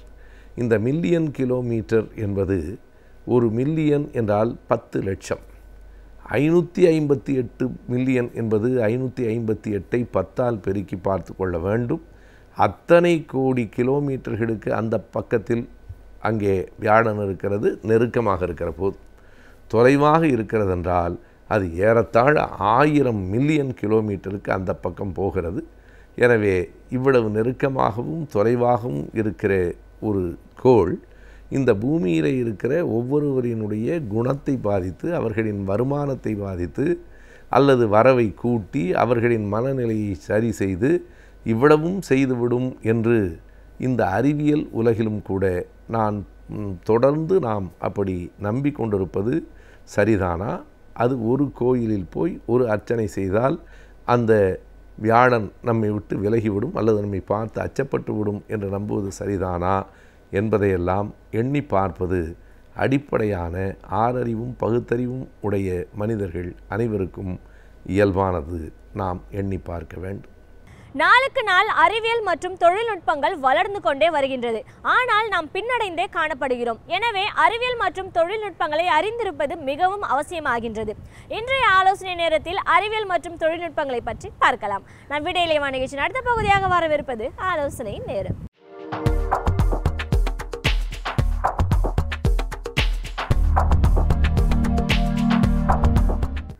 வணக்கம். இந்த பகுதியில் நம்ம அறிவியல் மற்றும் தொழில்நுட்பத்தை பற்றி நம்ம பார்க்க போகிறோம். பர்டிகுலராக இன்றைய சிறுவர் சிறுமியர் பற்றி அறிவியல் தொழில்நுட்பம் அவங்க எந்த அளவுக்கு அவங்க பயன்படுத்துகிறாங்க, எந்த அளவுக்கு அவங்கள பாதிக்குதுங்கிற பற்றி நம்ம இன்றைக்கி பேச போகிறோம். இன்றைக்கி பள்ளிக்கு செல்லும் சிறுவர் சிறுமியர் பார்த்திங்கன்னா வீட்டிலேயே இருக்கும்போதும் சரி, பள்ளியில் இருக்கும்போதும் சரி, அவர்கள் கையில் கிடைக்கும் எந்த டிஜிட்டல் பொருளையும் கையில் எடுத்து அதற்குள் அது என்ன வேலை செய்கிறது, அது என்ன எப்படி பயன்படுத்துகிறது, அதை வைத்து நம்ம என்ன செய்யலாம் என்று ரொம்ப ஒரு ஈகராக இருக்காங்க. பர்டிகுலராக சொல்லப்போனால் இன்றைக்கி மொபைல் டிவைசஸ் எடுத்தோம்னா வீட்டில் வந்து பெரியவர்கள் சொல்லும் ஒரு பெரிய கம்ப்ளைண்ட்டே நீங்கள் என்னென்னு பார்த்தீங்கன்னா, சிறுமியர் வந்து எப்போதுமே மொபைல்லே விளையாண்டு கொண்டிருக்கிறார்கள். அவர்கள் என்ன செய்கிறார்கள் என்று எங்களுக்கு தெரியவில்லை, என்ன பார்க்கிறார்கள் என்று தெரியவில்லை. ஸோ சேஃப்டி செக்யூரிட்டி ஆஸ்பெக்டில் பார்த்திங்கன்னா இன்றைக்கி ஒரு பெரிய கவலையாக இருக்குது பெரியவர்களுக்கெல்லாம். அச்சங்கள் ஒரு பக்கம் இருக்க, மொபைல் டிவைஸ் மற்றும் இணையதளங்கள்னால சிறுமியர் பர்டிகுலராக மிடில் ஸ்கூலுக்கு அப்புறம் ஹையர் செகண்டரி ஹையர் ஸ்டாண்டர்ட்ஸில் இருக்கிற குழந்தைகளுக்கெல்லாம் நிறைய யூசஸ் இருக்குது, நிறைய பயன்பாடுகள் இருக்குது. உதாரணத்துக்கு சொல்லப்போனால் பள்ளியிலேருந்து வீடு திரும்பியவுடன் இன்றைக்கி பள்ளியில் நம்ம என்னென்ன படித்தோம் அப்படின்ட்டு தனது கிளாஸ்மேட்ஸ் ஃப்ரெண்ட்ஸு கூட எப்படி டிஸ்கஸ் பண்ணலாங்கிறதுக்கு இன்றைக்கி நிறைய மெசேஜிங் சர்வீசஸ் இருக்குது. வாட்ஸ்அப் மெசேஞ்சர் சர்வீசஸ்லாம் பார்த்திங்கன்னா ஒரு ஒரு ஒரு வகுப்போட எல்லா குழந்தைகளும் ஒரே கிளாஸில் படிக்கும் எல்லா குழந்தைகளும் அவரோட அப்பா அம்மாவோட மொபைல் நம்பர் வச்சு அவங்க வந்து ஒரு வாட்ஸ்அப் குரூப்புன்ட்டு க்ரியேட் பண்ணுறாங்க. ஸோ வாட்ஸ்அப்புங்கிற கம்பெனி வந்து ஒரு அமெரிக்கன் கம்பெனி. அதில் அவங்க கொடுத்துருக்கிற வசதி பார்த்திங்கன்னா யார் வேணாலும் ஒரு குரூப்பு க்ரியேட் பண்ணலாம். அந்த குரூப் என்ன அப்படின்னா, நம்ம ஒருத்தர் ஒரு பள்ளி சிறுவர் வந்து அந்த பையனோட இல்லைன்னா அந்த பொண்ணோட கிளாஸ்மேட்ஸ் கூட அவங்க இன்ட்ராக்ட் பண்ணணும், கொலாபரேட் பண்ணணும், ஹோம்ஒர்க் என்ன பண்ணணுன்ட்டு டிஸ்கஸ் பண்ணணும். இவங்களுக்கு தெரிஞ்ச ஒரு விஷயம் மற்ற கிளாஸ்மேட்ஸ் கூட பகிர்ந்துக்கணும். எல்லாத்துக்குமே இந்த மாதிரி நிறைய டூல்ஸ் இன்றைக்கி இருக்குது, மெசேஞ்சர் சர்வீசஸ் இருக்குது. ஒரு உதாரணத்துக்கு சொல்லப்போனால் நான் ஒரு மாதத்துக்கு முன்னாடி ஒரு பள்ளிக்கு போயிருந்தேன் தாம்பரம் பக்கத்தில். அங்கே என்ன நான் பார்த்தேன்னு சொன்னீங்கன்னா, ஒரு ஒரு சயின்ஸ் அண்ட் டெக்னாலஜி லேபுன்னு அந்த ஸ்கூலில் ஒரு லேப் இருக்குது. அந்த லேபுக்குள்ளே போனீங்கன்னா ஒரு மணி நேரத்துக்கு, வாரத்துக்கு 1 மணி நேரம் ஒரு பீரியட் வந்து குழந்தைங்களுக்கு இன்டர்நெட் ஆக்சஸ் கொடுக்குறாங்க. அஃப்கோர்ஸ் அந்த வாத்தியாரும் கூடவே இருக்கிறார். அந்த பிள்ளைகள் அந்த லேபுக்குள்ளே என்ன செய்கிறார்கள் என்று கண்காணிக்கிறதுக்காக ஒரு வாத்தியாரும் கூட இருக்கிறார். ஆனால் அந்த லேபுக்குள்ளே அவங்க வந்து டோட்டல் ஃப்ரீடம் கொடுக்குறாங்க. பிள்ளைகள் உள்ளே போய் இன்டர்நெட்டை யூஸ் பண்ணி படிப்பதற்கோ விளையாடுவதற்கோ இல்லைன்னா புது விஷயங்கள் தெரிஞ்சுக்கிறதுக்கோ இல்லை பிளாகிங் பண்ணுறதுக்காகவோ இல்லைன்னா ஒரு கண்டென்ட் க்ரியேட் பண்ணுறதுக்காகவோ இல்லைன்னா அவங்க கொடுத்துருக்கிற ஹோம்ஒர்க் பற்றி இன்னும் ரிசர்ச் பண்ணுறதுக்கு, இந்த மாதிரி பலதரப்பட்ட விஷயங்கள் பண்ணுறதுக்காக அந்த 1 மணி நேரம் அந்த ஸ்கூலில் அந்த பிள்ளைங்களுக்கு அந்த சயின்ஸ் அண்ட் டெக்னாலஜி லேபுக்குள்ளே அவங்க டைம் கொடுக்குறாங்க. ஸோ நான் தூரத்தில் இருந்து இந்த பிள்ளைகள் என்ன பண்ணுறாங்க அப்படின்னு கொஞ்சம் உன்னிப்பாக கவனித்து பார்த்தேன். ஏகப்பட்ட விஷயங்கள். ஒரு பையன் வந்து நானோ டெக்னாலஜி பற்றி என்ன ரிசர்ச் பண்ணலாம், ஒரு பையன் ஆஸ்ட்ரோஃபிசிக்ஸ் நம்ம ஸ்பேஸில் என்ன நடக்குது, நம்மளோட ஆர்பிட்டில் இருக்கிற சேட்டலைட்ஸ்லாம் என்ன பண்ணுறாங்க, சேட்டலைட்டை யூஸ் பண்ணி எப்படி வந்து மீடியா அண்ட் என்டர்டெயின்மெண்ட் இண்டஸ்ட்ரி எப்படி ஒர்க் பண்ணுறது, இது எல்லாத்தையும் பற்றி அந்த பையன் படித்து அந்த 1 மணி நேரம் முடிந்தவுடன் அவங்க என்ன அந்த 1 மணி நேரத்தில் பண்ணாங்க அப்படிங்கிறது ஒரு கட்டுரை மாதிரி எழுதி அந்த வாத்தியாருக்கு அவங்க சப்மிட் பண்ணணும். ஸோ அந்த முழு நாள் நான் அந்த பள்ளியில் இருக்கும்போது அந்த பிள்ளைகள் என்னென்ன செஞ்சாங்க அப்படின்ட்டு பார்க்கும்போது ஒரு 20-25 பிள்ளைகள் அந்த வகுப்பில் இருந்த பிள்ளைகள் வந்து அவங்க சப்மிட் பண்ணியிருக்கிற அந்த பேப்பர்லாம் படித்து பார்க்கும்போது ரொம்ப நான் பிரமிப்பாயிட்டேன். நான் வேரியஸ் டாபிக்ஸ் வந்து ஒருத்தர் வந்து இன்டர்நெட் பற்றி படிக்கிறாரு, ஒரு பையன் வந்து டெலிகாம் இண்டஸ்ட்ரி பற்றி படிக்கிறான், இன்னொரு பையன் இ-காமர்ஸ் பற்றி படிக்கிறான். இந்த மாதிரி நிறைய பயன்பாடுகள் இருக்குது. அதே நேரத்தில் இன்றைக்கி சைபர் ஸ்டாக்கிங் அண்ட் செக்யூரிட்டி இஷ்யூஸ்லாம் பார்த்திங்கன்னா பெரியவர்கள் பயப்படும்படி பயப்படுறதுலேயும் ஒரு விஷயம் இருக்குது அப்படின்னு தான் என்னால் சொல்ல முடியும். ஏன்னா இன்றைக்கி ஸ்கூலில் படிக்கிற பிள்ளைங்கள் வந்து இன்டர்நெட்டுங்கிற அந்த இணையதளத்தில் என்ன நடக்குது, எங்கெல்லாம் ஆபத்துகள் இருக்குது அப்படிங்கிறது அந்த சின்ன வயசில் அவங்களால புரிஞ்சிக்க முடியாது. அதனால் நான் என்ன சொல்ல வரேன் அப்படின்னா, அறிவியல் தொழில்நுட்பத்தினால நிறைய நன்மைகளும் இருக்குது. அதே நேரத்தில் சில விஷயங்கள் பற்றி நம்ம கொஞ்சம் ஜாக்கிரதையாக கையாட வேண்டிய ஒரு நிர்பந்தத்துலேயும் இருக்கோம் நம்ம பெரியவங்க இன்றைக்கி. ஸோ இன்றைக்கி ஹோம்ஒர்க் பண்ணுறதாகட்டும், இல்லை ஒரு ப்ராஜெக்ட் ஒர்க்கு சேர்ந்து ஒரு 3-4 20 பேர் இருக்கிற ஒரு கிளாஸை வந்து 4 செக்ஷனாக பிரித்து 4 டாபிக்ஸ் கொடுத்து இதை பற்றி நீங்கள் ப்ராஜெக்ட் பண்ணணும், 1 வாரம் உங்களுக்கு டைம் கொடுக்குறேன் அப்படின்னு ஒரு வாத்தியார் ப்ராஜெக்ட் ஒர்க்கு ஸ்டூடெண்ட்ஸை கொடுத்தாருன்னா அந்த 4 பேரும் எப்படி வாட்ஸ்அப், ஸ்கைப், கூகுள் மெசஞ்சர் அந்த மாதிரி இருக்கிற டூல்ஸ், ஆன்லைன் ஃப்ரீ டூல்ஸ், இதெல்லாம் இலவசமாக கிடைக்கும் டூல்ஸ் இணையதளத்தில் அதை யூஸ் பண்ணி எவ்வளோ அழகாக ஒருத்தரோட ஒருத்தர் இன்ட்ராக்ட் பண்ணி ஒரு டீம் ஒர்க் பண்ணி, ஃபார் எக்ஸாம்பிள் இவங்க ஒரு ஸ்மார்ட் ஃபோன் எடுத்து தான் என்ன எழுதியிருக்காங்க, என்ன சார்ட் ஒர்க் பண்ணியிருக்காங்கன்னு ஒரு நொடிக்குள்ளே அதை ஒரு ஃபோட்டோ எடுத்து இம்மிடியட்டாக அவங்க வாட்ஸ்அப் மெசஞ்சரில் ஷேர் பண்ணிக்கிறாங்க. இந்த குரூப்பில் இருக்கிற மற்ற 3-4 பிள்ளைகள் வந்து அடுத்த 2 செகண்டில் அந்த சார்ட்டில் இந்த பையன் என்ன செஞ்சிருக்கான்னு உடனே பார்க்க முடியுது. அதில் இமீடியட்டாக அவங்க இல்லை இது சரி பண்ணலாம், அதை சரி பண்ணலாம், இது இன்னும் நல்லா பண்ணலாம், அந்த மாதிரி நிறைய ஃபீட்பேக் உடனே கொடுக்குறாங்க.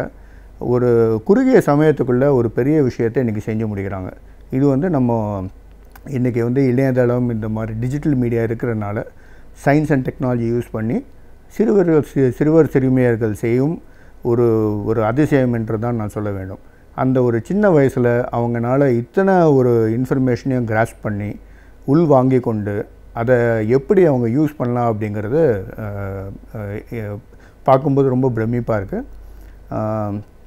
நம்மளே பெரியவங்களாம் நிறைய தடவை நம்ம பேசிகிட்டு இருப்போம் இந்த மாதிரி. நான் ஒரு ஃபோன் வச்சுருக்கேன், 25,000 ரூபா கொடுத்து ஒரு ஃபோன் வாங்கினேன். அதை ஆனால் நான் எஸ்எம்எஸ் அனுப்புறதுக்கும் ஃபோன் கால் பண்ணுறது மட்டும்தான் யூஸ் பண்ணுறேன். ஆனால் அதில் இன்னும் ஒரு 50-60 ஃபீச்சர்ஸ் இருக்குது. அதை நான் என்றைக்குமே அதை பற்றி நான் யோசிச்சது கூட கிடையாது. ஏன்னா எனக்கு நேரம் கிடையாது. இன்னொன்று அது எப்படி பண்ணணும்னு எனக்கு தெரியாது. அதே ஃபோனை அந்த ஆளோட மகனோ மகளோ ஒரு 12-13 வயசு ஒரு சிறுவன் சிறுமிகிட்ட கையில் கொடுத்தவங்கன்னா அடுத்த 5 அல்லது 10 நிமிடத்திற்குள் அவர்கள் செய்யும் அந்த மொபைல் வச்சு அவங்க பண்ணுற வேலைகள் நீங்கள் பார்த்தீங்கன்னா ரொம்ப ரொம்ப ஆச்சரியமாக இருக்கும். அவர்களால் இமெயில் செட்டப் பண்ண முடியும், ஒரு சேட் சாஃப்ட்வேர் செட்டப் பண்ண முடியும், நிறைய மொபைல் ஆப்ஸ் டவுன்லோட் பண்ண முடியும், ஃபோட்டோ எடுக்கிறார்கள், அந்த ஃபோட்டோவை எடிட் செய்து கலர் சேஞ்ச் பண்ணியிருக்கிறார்கள். இந்த மாதிரி நிறைய நல்ல நல்ல விஷயங்கள்லாம் நம்மளால் குழந்தைங்கள்கிட்ட பார்க்க முடியும். வணக்கம். மனிதர்களுக்கும் பறவைகளுக்கும் பலவிதமான உயிரினங்களுக்கும் சுற்றுச்சூழலே பாதுகாப்பாகின்றது. அந்த வகையில் இன்றைய சுற்றுச்சூழலை பற்றி நமக்கு விளக்க வருகிறார் டாக்டர் வின்சென்ட் அவர்கள். நம் விடையிலேவா நிகழ்ச்சி நிறைய பகுதியாக வரவிருப்பது சுற்றுச்சூழல்.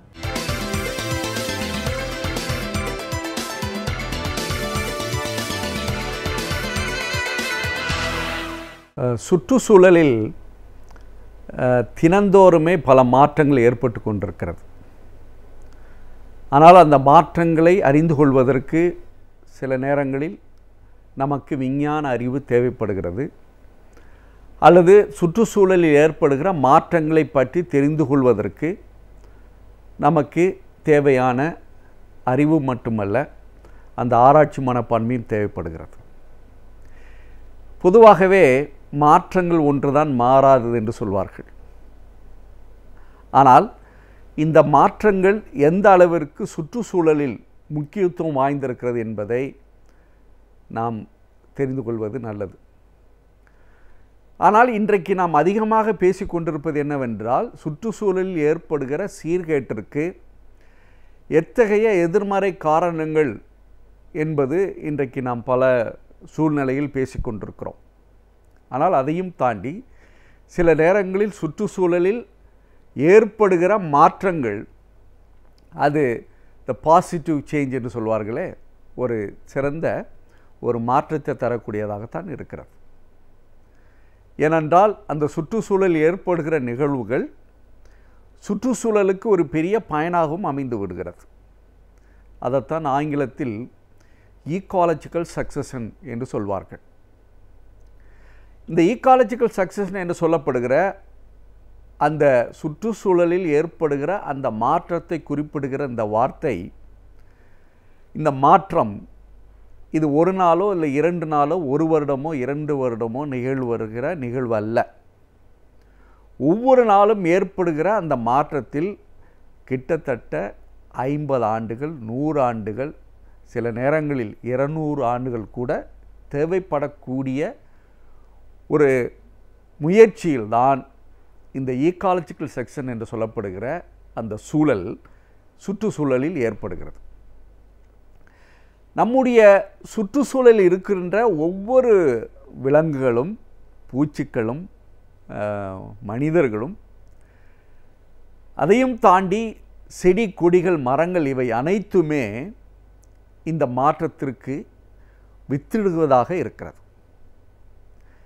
அப்படி என்ன அந்த ஈக்காலஜிக்கல் சக்சஸ் என சொல்லப்படுகிற நிகழ்வில் ஏற்படுகிறது என்று கேட்டால், இப்பொழுது அக்வாட்டிக் ஈக்கோசிஸ்டம் என்று சொல்கிறோம்.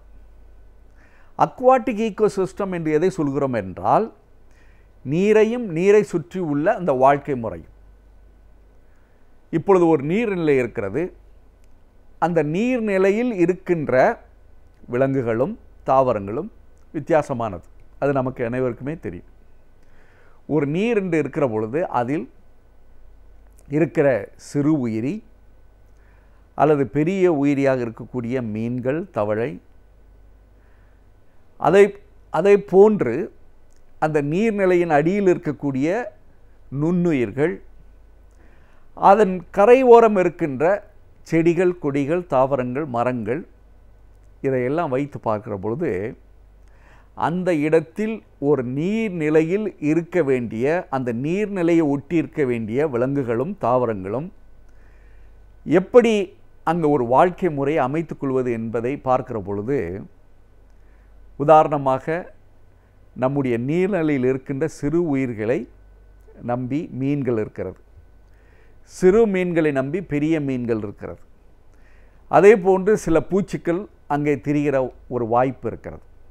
ஆனால் ஒன்றை ஒன்று சார்ந்து வாழக்கூடிய ஒரு சூழ்நிலை அந்த நீர்நிலையில் இருக்கிறது. அதே மாதிரி நீர்நிலையின் கரையோரங்களில் இருக்கின்ற செடிகளில் பார்க்கிற பொழுது சில நேரங்களில் அங்கே பூச்சிகள் வந்து தங்குவது உண்டு. சில நேரங்களில் வண்ணத்து பூச்சி இருப்பது உண்டு. அதே மாதிரி மரங்களை பார்க்கிற பொழுது அங்கே வந்து பறவைகள் தங்கக்கூடிய ஒரு சூழல் வருகிறது. இதை ஒட்டி பார்க்கிற பொழுது ஒரு வாழ்க்கை சுழற்சி முறை அந்த நீர்நிலையை ஒட்டியுள்ள பகுதியில் ஏற்படுகிறது. இப்படி வைத்துக்கொண்டு நான் ஈக்காலஜிக்கல் சக்சஸ் என்று குறிப்பிட்டேன்ல, அதை போன்ற ஒரு மாற்றம் அந்த இடத்தில் நிகழ்ந்து கொண்டிருக்கிறது என்பதும் உண்மை. எவ்வாறு அது நிகழ்ந்து கொண்டிருக்கிறது என்பதை பார்க்கிற பொழுது, நீர்நிலைகளில் ஆழம் மிகவும் முக்கியம். அந்த ஆழத்தின் அடிப்படையில் அதனுடைய இந்த மாற்றங்கள் நிர்ணயிக்கப்படுகிறது. உதாரணமாக ஒரு நீர்நிலை இருக்கிற அந்த பகுதி சில நேரங்களில் அந்த மாறி வருகிற சூழ்நிலையில் அதனுடைய ஆழம் சிறிது சிறிதாக குறைந்து வருகிற பொழுது அங்கே அந்த நீர் மட்டத்தினுடைய தன்மை குறைவதோடு இல்லாமல் அங்கே ஒரு சில உயிர்கள் இருப்பது அங்கிருந்து நகர்ந்து செல்லக்கூடிய ஒரு சூழலுக்கு இருக்கிறது. அதுபோன்றுதான் ஒரு 50 ஆண்டுகள் அல்லது 100 ஆண்டுகள் அந்த நீர்நிலைகள் மாறி சில நேரங்களில் அது நிலமாகவும் மாறிவிடுவதற்கும், இன்னும் சொல்ல வேண்டுமென்றால் ஒரு காலத்தில் இது தண்ணீராக இருந்தது ஒரு தரையாக மாறி அங்கே உள்ள உயிர்களுடைய தன்மையும் வேறு மாதிரி அது நிலமாக ஆகக்கூடியதைத்தான் ஈக்காலஜிக்கல் சக்சஷன் என்று சொல்கிறார்கள். ஆனால் இந்த மாற்றத்தை யாருமே தவிர்க்க முடியாது. ஏனால் இது இயற்கையில் ஏற்படுகிற அந்த மாற்றம், அந்த மாற்றத்தின் அடிப்படையில் நீர்நிலையாக இருந்தது நிலமாக மாறக்கூடிய போது அதை ஒட்டி இருக்கிற உயிர்களும் தாவரங்களும் விலங்குகளும் வேறு வேறாக மாறிவிடுகிறது. ஆனால் இந்த மாதிரி ஒரு நிகழ்வுகள் இயற்கையோடு இணைந்து நடத்துகிற பொழுது அது பயன் தரக்கூடிய மாற்றங்களாகத்தான் இருக்கிறது. ஏனென்றால் அந்த நீர்நிலையாக இருந்தது ஒரு நிலமாக மாறக்கூடிய ஒரு சூழல் இருந்ததனுடைய விளைவாக அங்கே ஒரு வேறு விதமான சூழல் உருவாகி கொண்டிருக்கிறது. இதனால்தான் இந்த மாதிரி ஒரு முறை ஈக்காலஜிக்கல் சக்சஷன் என்று நம்ம சுற்றுச்சூழல் ஆய்வாளர்கள் சொன்னால் கூட, ஆனால் இது வளர்ந்து வருகிற அந்த சூழ்நிலையில் கிட்டத்தட்ட ஒரு 100 ஆண்டுகளில் ஏற்படுத்தப்படுகிற ஒரு மாற்றம், இந்த மாற்றத்தினால் எந்த ஒரு தீமையும் சுற்றுச்சூழலுக்கு வருவதில்லை. ஏனென்றால் அந்த மாற்றம் அங்கே தேவையாக இருப்பது என்பதை அந்த இயற்கையே உணர்ந்ததனுடைய விளைவாக இந்த மாற்றத்தை நாம் சந்தித்திருக்கிறோம். அடுத்து இந்த மாற்றங்கள், ஆனால் இப்பொழுது ஏற்படுகிற மாற்றங்களை பார்க்கிற போது அது ஈக்காலஜிக்கல் சக்சஷன் என்று சொல்ல முடியாது. இருக்கின்ற இப்போ நீர்நிலைகளை நாம் உடனடியாக மூடி விடுகிற ஒரு சூழல் வருகிற பொழுது அது நிலமாக மாறிவிட்டது என்று சொல்ல முடியாது. ஆனால் இந்த மாதிரி இயற்கையாக மாறி வருகிற சூழல்கள், இதில் முக்கியமாக கவனிக்க வேண்டியது, ஒரு ஆங்கிலத்தில் இன்னொரு வரி சொல்வார்கள், கிளைமேக்ஸ் கம்யூனிட்டி. ஒரு இடத்தை பார்த்த பொருட்பாடு இது புல்வெளி என்று சொல்கிறோம், இல்லது இது வனங்கள் என்று சொல்கிறோம், அல்லது இது பாலைவனம் என்று சொல்கிற பொழுது அதனுடைய ஒவ்வொரு பெயர்களுக்கு ஏற்றால் போல் சூழ்நிலைகள் அங்கே இருக்கிறது. இன்றைக்கு பாலைவனங்கள் இருக்கிற விலங்குகளை பார்க்கிற பொழுது அங்கே நம் பச்சை பசேர் என்று எதையும் பார்க்க முடியாது. ஆனால் அங்கேயும் விலங்கு வாழக்கூடிய அளவிற்கு அந்த சூழல் இருக்கிறது என்பதை நாம் புரிந்து கொள்ள வேண்டும். ஆனால்தான் இயற்கை தன்னை மாற்றிக்கொள்கிற பொழுது அது இயற்கைக்கு பயனாக இருக்கிறது.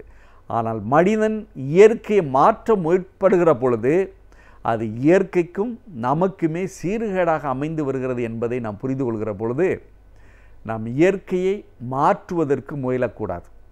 ஆனால் அது தன்னை மாற்றி ஒரு 100 ஆண்டுகளில் அல்லது 150 ஆண்டுகளில் மாற்றி இன்னொரு சூழ்நிலையில் விலங்குகளையும் தாவரங்களையும் வாழ வைக்கக்கூடிய ஒரு சூழ்நிலை உருவாக்கி தருகிறது என்பதை நாம் புரிந்து கொள்கிற பொழுது இவ்வாறாக சொல்லப்படுகிற இந்த ஈக்காலஜிக்கல் சக்சஷன் என்று சொல்லப்படுகிற அந்த ஒரு முயற்சி இயற்கையால் ஏற்படுத்தப்பட்டு அது நமக்கு நன்மை தரக்கூடியதாக இருக்கிறது.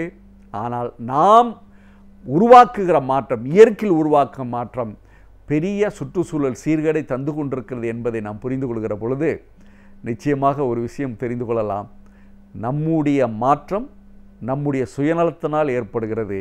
ஆனால் இயற்கை செய்கிற மாற்றம் அது பிறருக்கு நன்மை தரக்கூடியதாக இருக்கிறது என்பதை தெரிந்து கொள்கிற பொழுது நம்முடைய இயற்கையினுடைய மாற்றத்தோடு இணைந்து நாம் செல்கிற பொழுது அது நமக்கு பயனுள்ளதாக என்பதை புரிந்து கொண்டு நம்முடைய இயற்கையை பாதுகாப்பதோடு இல்லாமல் அதை மாற்றுவதற்கு நமக்கு உரிமை என்பதை புரிந்து கொள்கிற பொழுது நிச்சயமாக அந்த இயற்கையினுடைய மாற்றம் நமக்கு நன்மை தரக்கூடியதாக இருப்பதோடு இல்லாமல் நம்முடைய சுற்றுச்சூழலை எப்பொழுதுமே பாதுகாப்பாக வைத்துக்கொள்கிறது என்பதை உணர்கிற பொழுது நிச்சயமாக இயற்கையின் மாற்றம் வரவேற்க தகுந்தது என்பது இதன் மூலம் நமக்கு தெரிகிறது.